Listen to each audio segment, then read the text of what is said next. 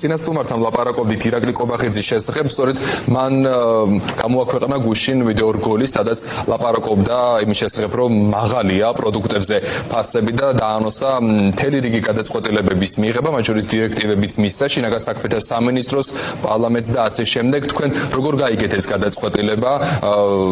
რა არის აქ მთავარი, რაც უნდა იცოდეს საზოგადოება? პირველ რიგში ფასები რომ ძალიან მაღალია საქართველოში, ამაზე ძალიან დიდი ხანია ვსაუბრობთ. ჩვენ პირადად 8 თვის წინ გვაქვს დაწყებული უკვე ფასების მონიტორინგის, სისტემატური მონიტორინგის კამპანია, ასე ვთქვათ, და ყოველთვიურად საზოგადოებას აქვს საშუალება ნახოს, დინამიკაში ადევნოს თვალი, როგორ იზრდება პირველად მოხმარების პროდუქტებზე ფასები. მაგრამ რაც შეეხება ირაკლი კობახიძის განცხადებას, მე დავარქმევდი ამას პოპულისტურს და დავარქმევდი ამას უფრო გზავნილს კერძო სექტორის მიმართ, როდესაც ის უქნევს თითს და თქვენ ბოლო პერიოდში, ბოლო 2 წელია ჩვენ მეც ვერაფერს ვერ უყურებთ, გარდა იმისა, რომ არსებული ხელისუფლება ყველას გვიქნევს თითს და ყველას გვემუქრება თავისუფლების შეზღუდვით.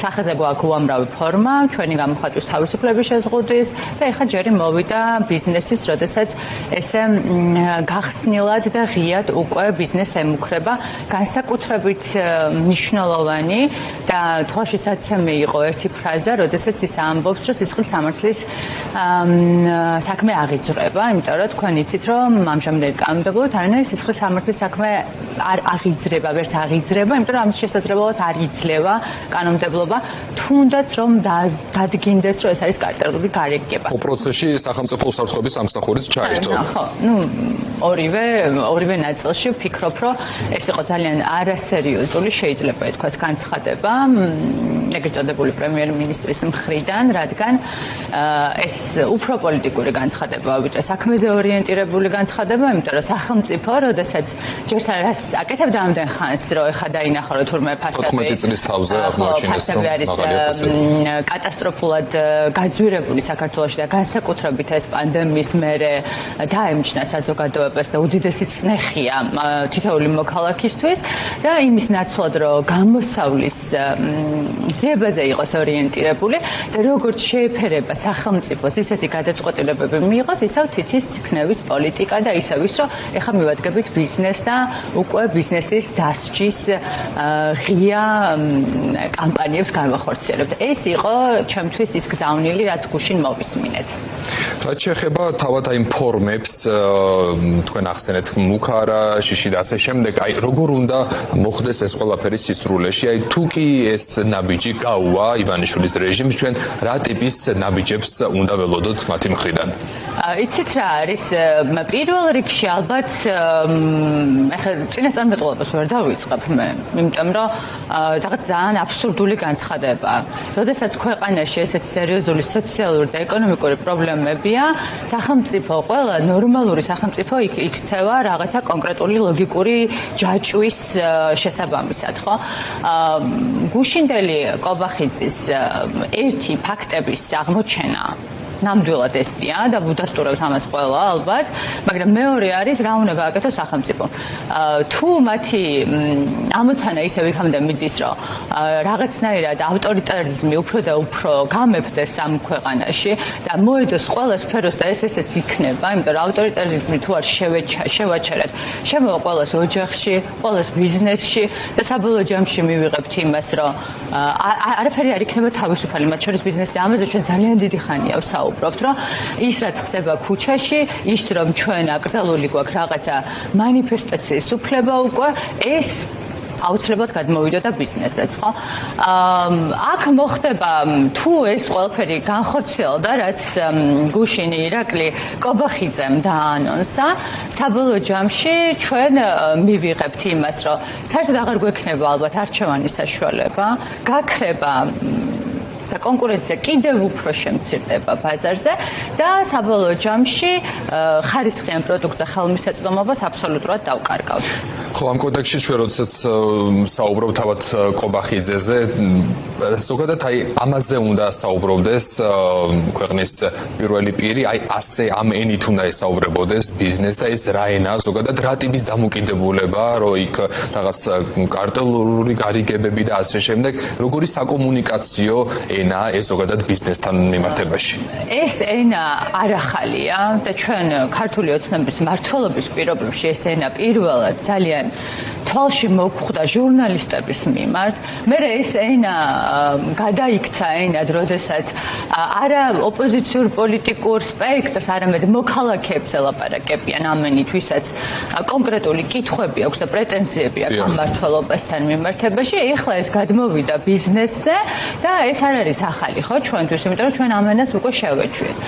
ეს დამსჯელობითი ღონისძიებები და არა ის, რომ სახელმწიფო ფიქრობდეს იმაზე, რომ როგორ შექმნას პლატფორმა იმისთვის, რომ ერთის მხრივ ეკონომიკური სტაბილურობა უზრუნველყოფს ქვეყანაში და მეორე მხრივ მოაგვაროს ის ძალიან დიდი სოციალური პრობლემები, რომელიც არსებობს. ამ შემთხვევაში იმის ნაცვლად, რომ სახელმწიფო იყოს ორიენტირებული იმაზე, ჯანსაღ პირობებში როგორ გაუადვილოს მოქალაქეს და თქვენ იცით, რომ მარტო სოციალური შემწეობის მქონე 200,000-მდე ადამიანი არსებობს ამ ქვეყანაში, იმაზე, რომ ისეთი რეფორმები გაატაროს, რომელიც იქნება ხელშემწყობი ბიზნესისთვის და წამახალისებელი, რომ თუნდაც ეს ფასების პოლიტიკა ბიზნესის მხრიდან გადაიხედოს, ჩვენ აქ ვუყურებთ თითის დაქნევის პოლიტიკას და თქვენ არ ვიცი რამდენად ადევნებთ თვალს, მაგრამ მე გამახსენდა ლუკაშენკოს გამოსვლა. ერთ-ერთში იყო ლუკაშენკო როგორ ელაპარაკება ბელარუსიაში ბიზნეს თავის დროზე და რაც გააკეთა ყობახიძემ, რაც არის ძალიან გულდასაწყვეტი და ძალიან ცუდი ფაქტი. საუბრობდნენ პოლიტიკურ და ექსპერტულ წრეებში, მათ შორის უნგრეთში მიღებულ კანონთან დაკავშირებით, სადაც მთელი რიგი თქვათ გადაწყვეტილებები გადაიდგა იგივე რძის ნაწარმთან დაკავშირებით, ამ მიმართულებით პროდუქცია, თუმცა თუ კი საუბრობთ ამ შემთხვევაში უნგრეთზე, აქ სასახად უნდა ითქვას, რომ სწორედ უნგრეთია ევროკავშირისა და ნატოს წევრი ქვეყანა და მას ესეთი მძიმე თქვათ სიტუაცია არ აქვს ქვეყანაში როგორც ჩვენ. კი, რა თქმა უნდა, ხა ჩვენ შეიძლება ძალიან ბევრ მაგალითზე ვილაპარაკოთ, მაგრამ ყოველთვის უნდა გვახსოვდეს, რომ კონტექსტი, რომელიც არის საქართველოში, ეს არის უნიკალური, ხო? თუ რაიმე ტიპის კანონის გადმოღებაზე ვსაუბრობთ, ან როგორც საუკეთესო პრაქტიკას ისე უყურებთ, ეს უნდა მოვარგოთ არსებულ სიტუაციას. მე მგონია, რომ ეხლა არის ზუსტად იმის დრო, როდესაც სახელმწიფო უნდა დაჯდეს და რეალურად ძალიან სერიოზულად იფიქროს თავის ფისკალურ პოლიტიკაზე. კითხვები დაუსვას ბანკს, რაც არის ძალიან მნიშვნელოვანი ნაწილი, იმიტომ რომ საბოლოო ჯამში ჩვენ ვუყურებთ ძალიან დიდ საგადასახადო წნეხს, რომელიც მოდის ჩვეულებრივ მოქალაქეზე და თქვენ იცით, რომ ეროვნული ბანკი ახსენეთ და ნათია თურნოვამ იდენტური განცხადება გააკეთა, რაც ირაკლი ყობახიძემ. ხო, სამწუხაროდ ეს ჩვენ ტოტალურად ვუყურებთ ესეთ სურათს 13 წლის განმავლობაში, როდესაც პასუხისმგებლობას არავინ არ იღებს არაფერზე. და ჩვენ მივიღეთ ქვეყანა, სადაც ყველას ყველაფერი შეუძლია, ყველას ყველაფერი გაზდის, თუ ხარ ხელისუფლებაში და თუ ხარ, რა თქმა უნდა, ქართული ოცნების ხელდასმული, თუნდაც ბიზნესმენი, თუნდაც სხვადასხვა ტიპის მოხელე, ხო? რაც ბადებს ძალიან ბევრ კითხვას, აჩენს უსამართლობის განცდას. და საბოლოო ჯამში ჩვენ როდესაც ფასებზე ვსაუბრობთ და იმაზე ფაქტი ვიცით, რომ ძალიან მაღალი ფასებია და რა ვთქვათ, ხან შვეიცარიაში არ გვხდება ესეთი მაღალი ფასები, როგორც საქართველოში, ხო?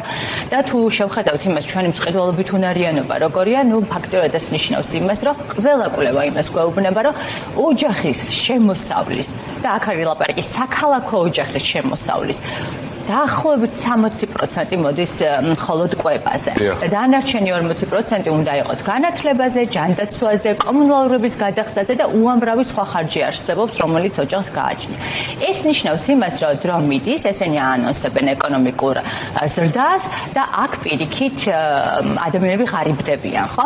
და ეს კოლიზია, რასაც ჩვენ უყურებთ, რომ რა გვესმის ტელევიზორებიდან და მათ სივარს რო აღებთ ვარდებით და იქ სხვა სიტუაცია გვხვდება, ეს არის ძალიან მნიშვნელოვანი ამბავი და მე პირადად მაგალითად ხელისუფლებას ვურჩებდი, რომ აი ამ მენტორული და დამსჯელობითი ტონის მიღმა რეალურად დაიწყოს ფიქრი იმაზე, როგორ ამოგვიყვანოს ამ სიღატაკიდან ერი, იმიტომ რომ ვფიქრობ, რომ თუ ესე გაგრძელდა პროცესები გაცილებით უფრო ხოსოჩოს გუშინ პროპაგანდისტული არხები ეს კარტებს აქვეყნებდნენ, რომ აი პრობლემა იდენტიფიცირებულია და მთავრობა იწყებს ამ პრობლემაზე მუშაობას, მსგავსი ტიპის headline-ები ნახეთ, მაგრამ შევხედოთ. კი ბატონო, თქვენი რჩევა მოვისმინეთ ოცნების მისამართით, რას ურჩევთ ბიზნესს, რომელთან დაკავშირებითაც მოვისმინეთ ის, რაც მოვისმინეთ ირაკლი კობახიძის პირით, რა უნდა იყოს ახლა მათი მხრიდან თქვენი აზრით მთავარი რიტორიკა და ზოგადად ის, რომ კობახიძე მეს გაბედა არის თუ არა მათ შორის იმის დამსახურება, რომ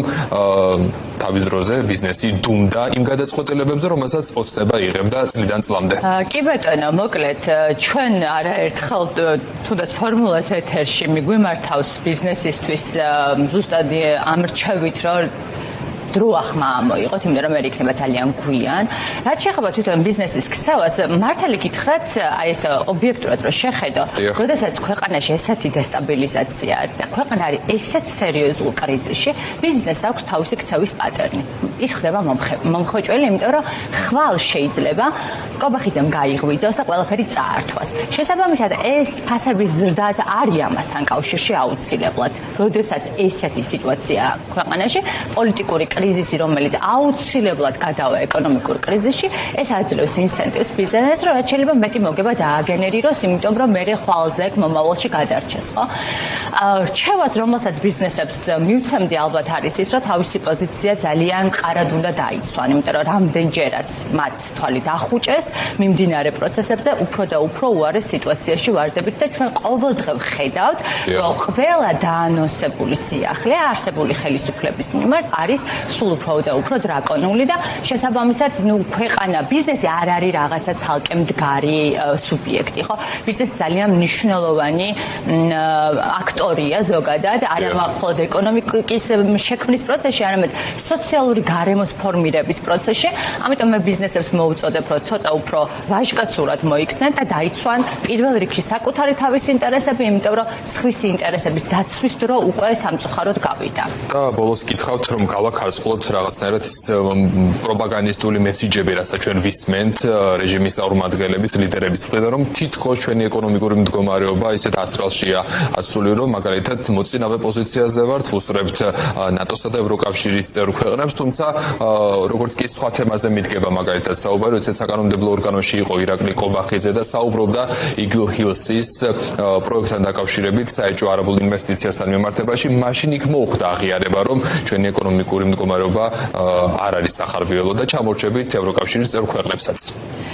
ჯერ ცოტა არასერიოზულია მე მგონი, რომ ჩვენ ევროკავშირის წევრ ქვეყნებს შევედაროთ, იმიტომ რომ ისინი განვითარების სხვა ეტაპზე არიან, ხო?